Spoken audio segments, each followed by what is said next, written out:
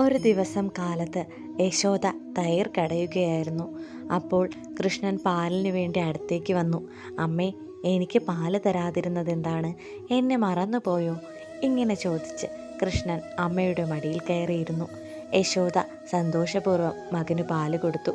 ഇതിനിടയിൽ അടുപ്പത്ത് വെച്ച പാൽ പതഞ്ഞു തൂവാറായി. അതിനാൽ അമ്മ മകനെ താഴെ വെച്ച് വേഗം അകത്തേക്ക് പോയി.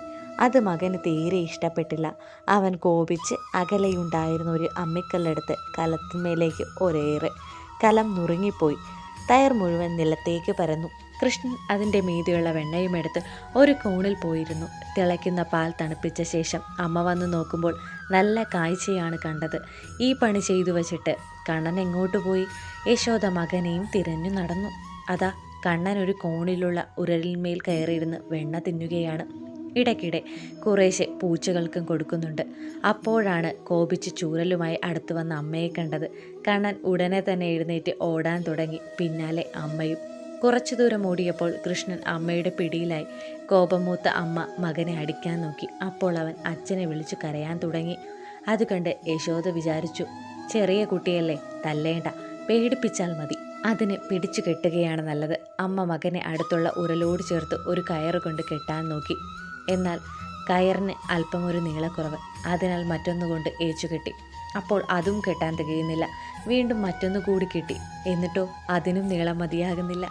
അങ്ങനെ വീണ്ടും വീണ്ടും കെട്ടി നോക്കി. പക്ഷേ നീളം തികയുന്നേയില്ല. ആ വീട്ടിലെ കയറെല്ലാം തീർന്നു. പിന്നീട് അടുത്ത വീടുകളിൽ നിന്ന് കൊണ്ടുവന്നു. അതെല്ലാം കെട്ടി നോക്കി. എന്നിട്ടും മതിയാകുന്നില്ല. ചുറ്റുമുള്ളവരെല്ലാം ആശ്ചര്യത്തോടെ നോക്കി നിൽക്കുകയാണ്. യശോദയ്ക്കാകട്ടെ കൈകാൽ തളർന്നു, ശരീരം ക്ഷീണിച്ചു. ആകെ കൂടി അവർ വല്ലാത്ത പരവശയായി തീർന്നു. അമ്മയുടെ ദീനത കണ്ടപ്പോൾ കൃഷ്ണന് അലിവ് തോന്നി. അതിനാൽ വഴങ്ങിക്കൊടുത്ത മകനെ യശോദ ഉരലോട് ചേർത്ത് കെട്ടി. കൃഷ്ണൻ പിന്നെ അവിടെ നിന്നില്ല. ഉരലും വലിച്ചു നടക്കാൻ തുടങ്ങി. കുറേ ദൂരം ചെന്നപ്പോൾ ഇരട്ടയായി നിൽക്കുന്ന രണ്ട് നേർമരുത് മരങ്ങൾ കണ്ടു. ഇവ ശരിക്കുമുള്ള മരങ്ങളായിരുന്നില്ല. കുബേരൻ്റെ 2 പുത്രന്മാർ നാരദ മഹർഷിയുടെ ശാപത്താൽ ഇങ്ങനെ മരങ്ങളായി തീർത്തതാണ്. കൃഷ്ണൻ ഉരൽ വരിച്ച് മരങ്ങളുടെ അടുത്തെത്തി.